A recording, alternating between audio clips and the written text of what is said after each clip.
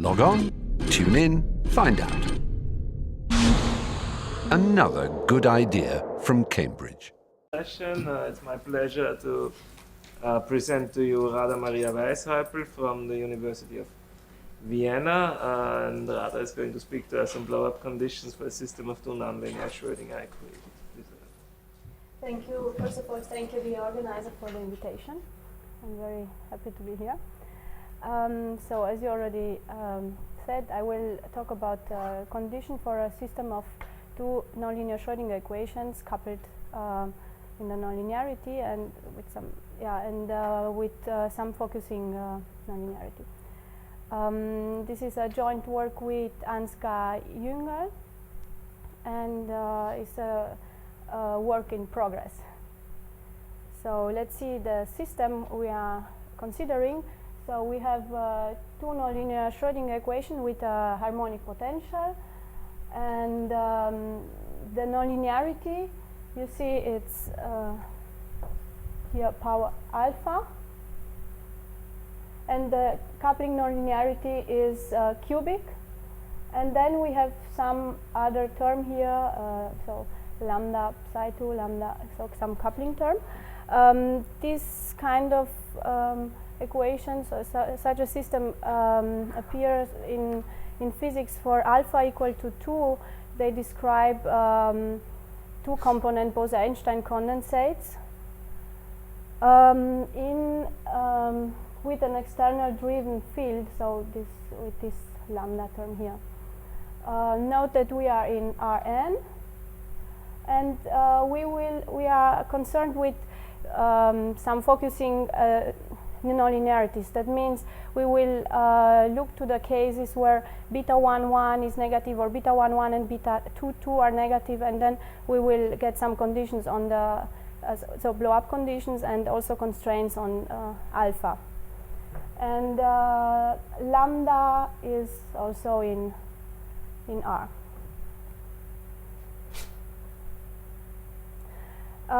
There are some results in these directions. So some papers in with different nonlinearities. The first one, they look to a system of M equations without harmonic potential, but with different nonlinearity. Then there is another paper where they look to a system without external potential, but then they conclude also to the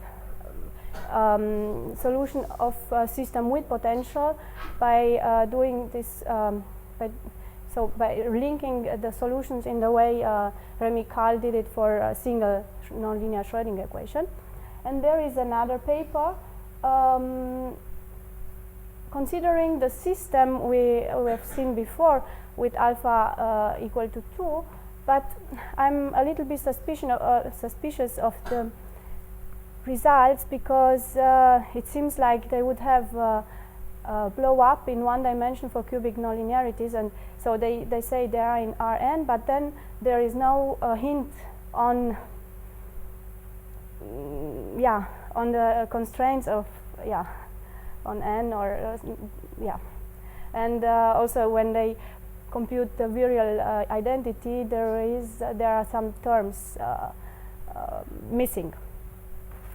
Then there is a paper by Zubao where they look to this system with alpha equal to 2 and look for ground state solutions, and also in the case where they have an external driven field. The last paper is of Perez Garcia, and they look again to a system of nonlinear Schrödinger equations with potential and cubic nonlinearity. Can I ask? Yes. So what does this mean that you have in the equation for psi 1 you have plus lambda psi 2? What kind of term? Sorry? In the equation for psi 1 you have a term like plus lambda psi 2 and vice versa. So how does this appear? From the physical point of view, or how they model this? And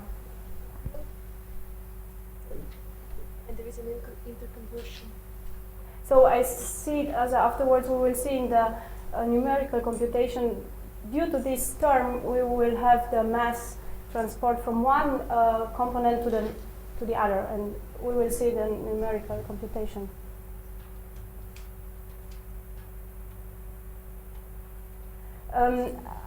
So I want only to present the main idea. When you look for blow-up condition, you look so for the single Schrödinger equation.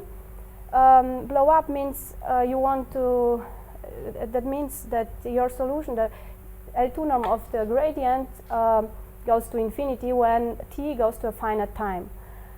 And the method is to look to this quantity and look to the first derivative and second derivative in time, then use the energy conservation, and then solve the ODE, and then you get some upper bound for I, which you will see that it could reach, for some finite time, could reach zeros or be negative. So this means if you look to this inequality, that means if this, so it's impossible to be zero, but if this is zero, then this should be infinity, because we have mass conservation for nonlinear Schrödinger equation. So this is only the main idea of how we will proceed for the system.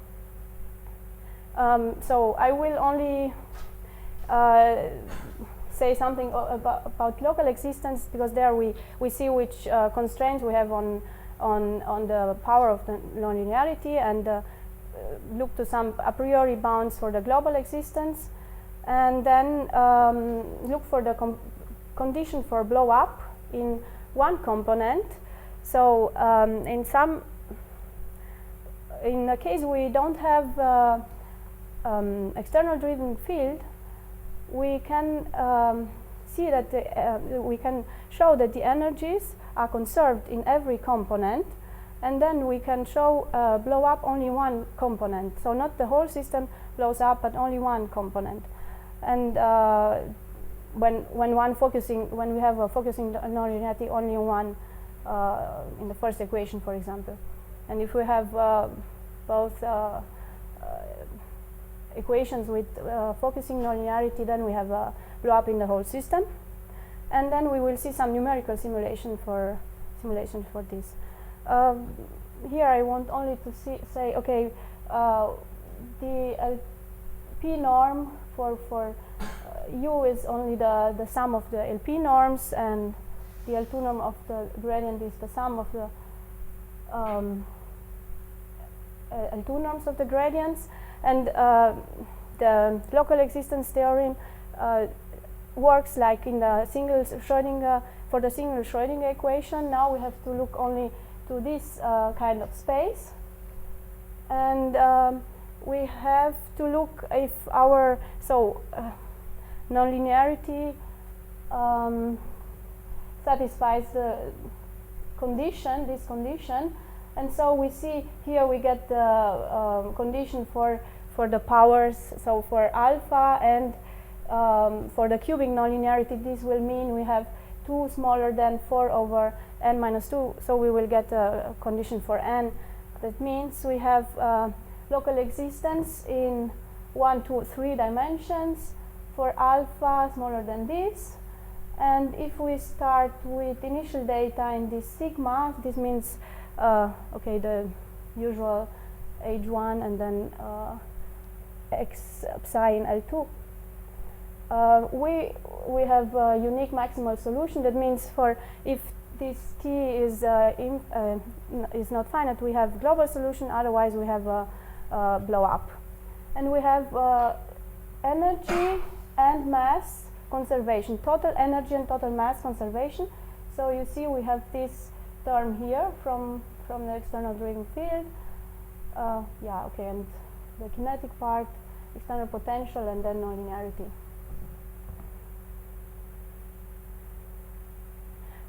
For the global existence, we look to the total energy and conservation, and okay, so it's the same, so you all know this.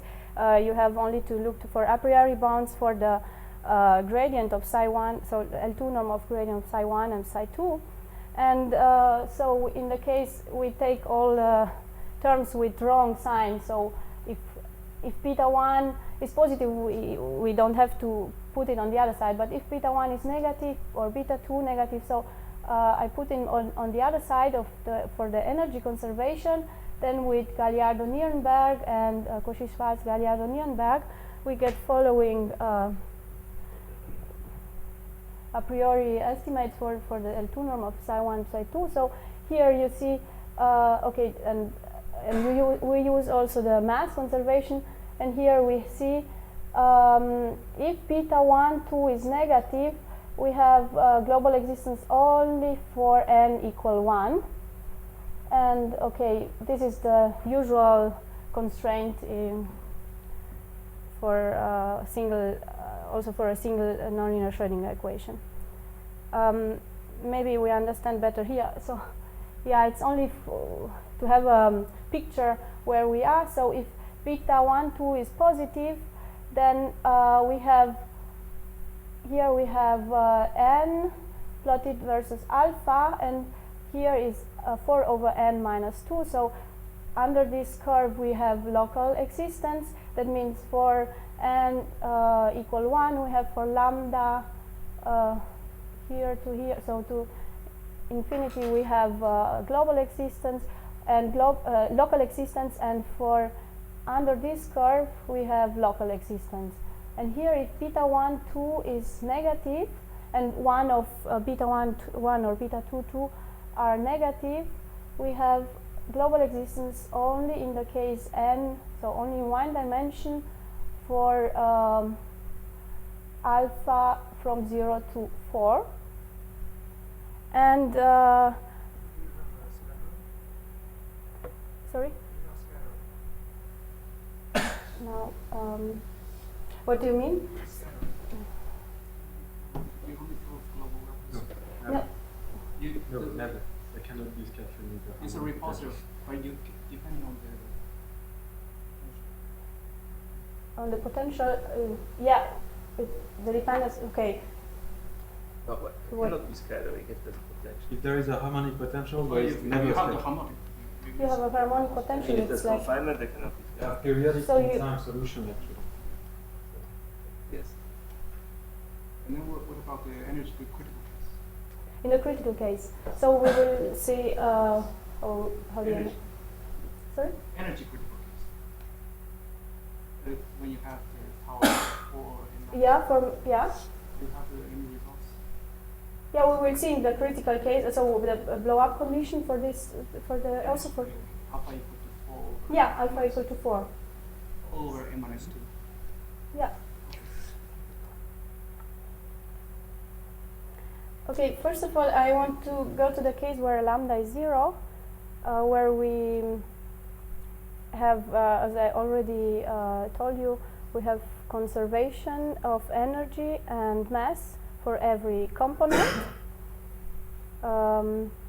So you see here we have split, so this term half here and half here, and it's really conserved. You have to look for, so this quantity, if you compute these quantities, you see that this by partial integration that this is 0. So you have, we will see it also numerically. We have every component for itself has a mass and energy conservation. And for the mass, the normalization condition, I set it now for every component equal to, mass component equal to 1. As I already said before, for the blow-up condition, we look to this to the virial identity. We look to, okay, and now the first case is when beta 1, 1 is negative, and the other two coefficients are positive.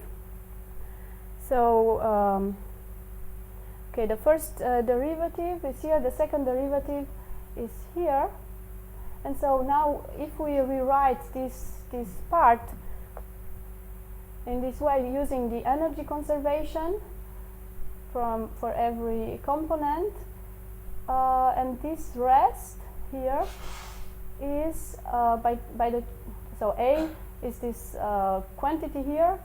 By the choice of A, all these terms are negative, and this here, so now we are in the case where alpha is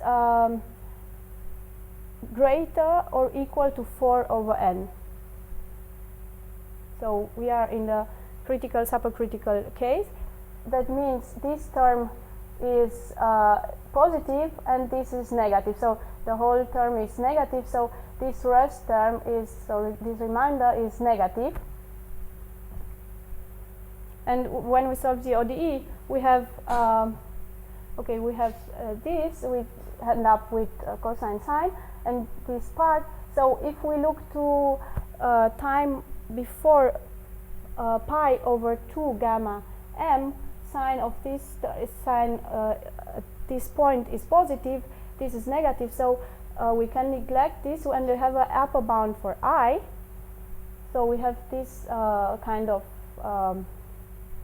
upper bound, and now the idea is to look for some time, finite time, where, so smaller than pi over 2 gamma m, so that this quantity is negative. And if you, for example, if you put in this equal to, so at time p over 2 gamma m, you get here -1, here 0, and here 1 minus minus, so 2. So you have the condition for blow up here. That means for this, if this initially you have an energy smaller or equal as this quantity, you have blow up. And okay, so I wrote here, okay, we did it for the whole virilia, so for the whole system, but from the energy I told you, okay, we consider beta 1, 2 and 2, 2, so the second component has only positive, only defocusing nonlinearity, so in the energy we have only positive terms. We can bound the L2 norm of gradient, and so the second component cannot blow up, only the first component. So when we have negative, so in this inequality, when this reaches, so when the whole term reaches 0, it means only it blows up only the first component. And here, for example, you can, if I prime at 0 is strictly smaller than 0, you can have blow up even earlier. So if you put t over pi 4 gamma m, then here this is equal to 0, this is equal to 1, and here you have only 1. So this will mean the energy plus I prime 0, this is the condition. So the second condition, so if you have I prime at 0 smaller than 0, strictly smaller, then you can have blow up even earlier. And this condition is accomplished. And this means, so we have a blow up only in the first component. The question is, so if we have energy conservation in every component, why don't we look only to the virial identity in one component? And so in one dimension we can find some, so the problem is that we have this term here which has no sign, so we can do we can bound it from above in n1 only in one dimension, and because you have psi 2, the solution of the second equation, So in one dimension, you can bound it by the L infinity norm, and okay, this part by the energy. So you end up with a condition. So with a condition where you have C infinity of the second component. So the second solution shows up only here, and beta 1, 2, and only the first energy. So this is and this is also for beta 1, 2 negative, because in the first case I looked, there was only for beta 1, 2 positive, but this works on also if you have beta 1, 2, so the cubic nonlinearity, the coefficient of the cubic nonlinearity negative. And for example, if beta 1, 2 is 0, you have exactly the condition for a single Schrödinger equation, which, for example, Remy-Kall obtained it with some other method. Yes? Just so I understand, does it help to have beta 1, 2 less than 0 for the blow-up? Or does it, like... So in one dimension, for cubic nonlinearity, you don't have blow-up from the cubic nonlinearity. You only have one system. Yeah. Yeah. Also for the second, also if you have both system. If you have cubic nonlinearity, in one dimension you don't have... But you showed blow-up in one dimension. Yes, but for alpha equal, so alpha is greater than, so the blow up comes from the other nonlinearity with the power alpha, where alpha is bigger than or equal to 4 over n. Okay. So the blow up comes from the other. So in one dimension, no. So the blow up comes from the other nonlinearity.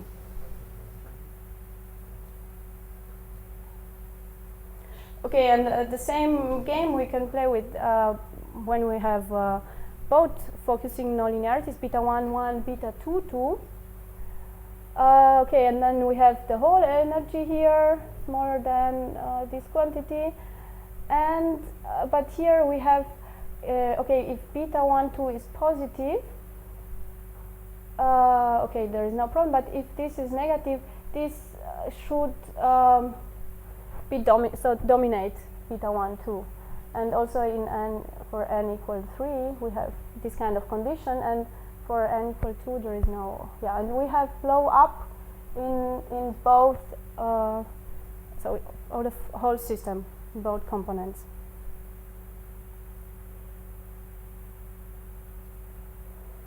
Now for the numerical method, so I don't want to go into detail because it's nothing new. So it's only a time-splitting spectral method, and so we split the solution in 3 steps. The first we'll solve by fast Fourier transform. This is solved, so you can easily see that this doesn't change the absolute value of psi 1 or psi 2. So we freeze these terms, and we have only a linear ODE. And here we solve it directly, so we diagonalize, and it's so nothing new here. And we start with ground state of the harmonic oscillator normalized, and have on interval -4, 4 2000 grid points, and we do this in n equal 1 for time step 10 to -5. Here is the case where alpha is, so we have cubic nonlinearity, there is no blow up. So we see here the energies are both conserved, the mass conserved, so what we expected.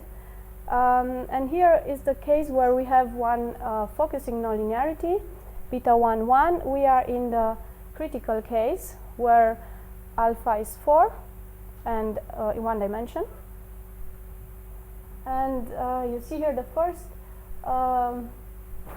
condition. So there's a sufficient condition. The first condition is not satisfied, but the second condition is satisfied. Is sharper for beta 1, 2 small. and we see blow up. So we see that the L2 norm of gradient of psi get to 10 to the 4th, so 10,000, and also the energy is goes to infinity. And then one moment, I want to show some movie.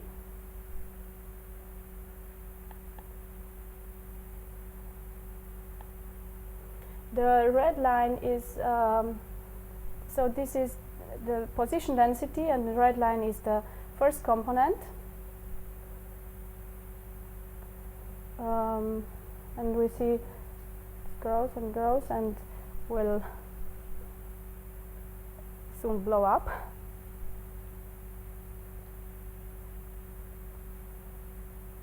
Okay, so delta function, if we wait some more time, and but what I want to show is that after some time, okay, then we have only, so the first component we can ignore, but the second component is still there.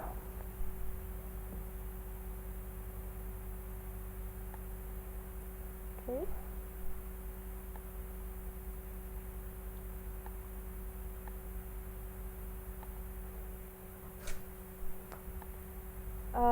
Okay.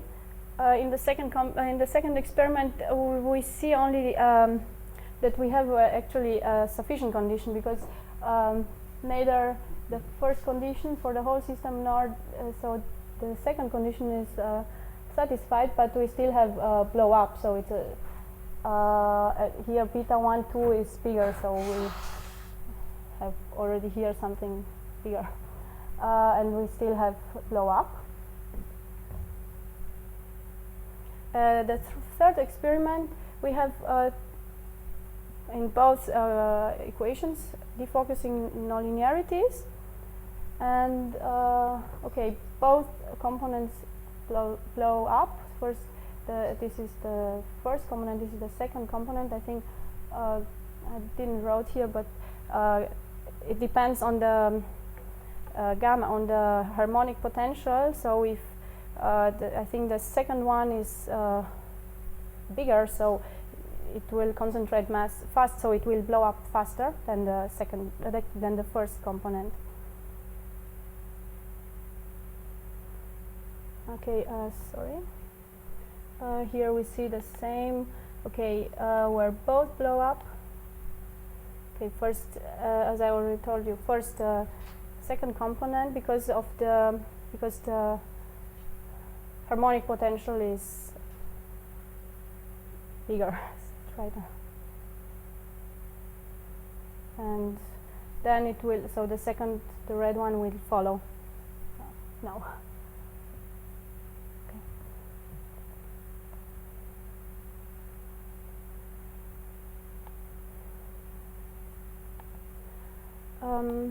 Okay.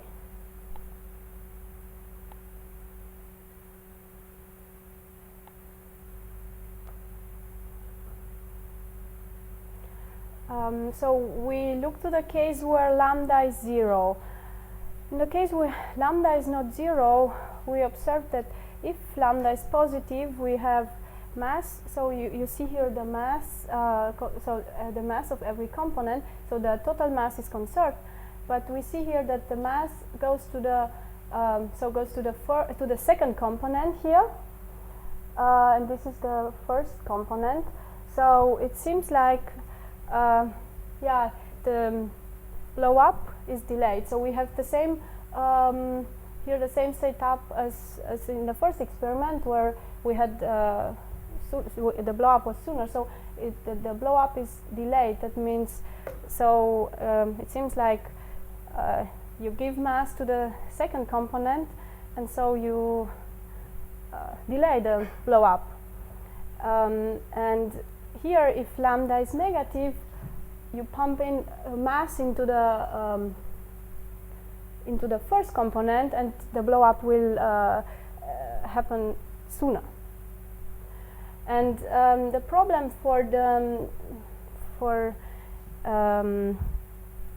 so when we compute this blow up condition is that we get a term lambda real of psi 1, psi 2 conjugate, which has no sign. So, but the sign of lambda seems to be here very important. So, quantitatively, we can bound it from above by the absolute value of lambda and the mass. So, if lambda is small, we will have some condition for the blow up. But if lambda is big, so from the numerical evidence, it seems like it's delayed.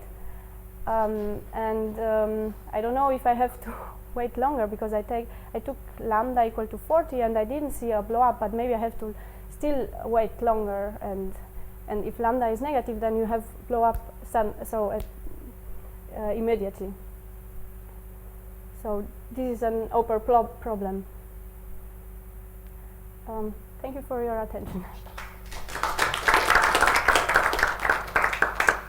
Okay, any questions, comments, remarks?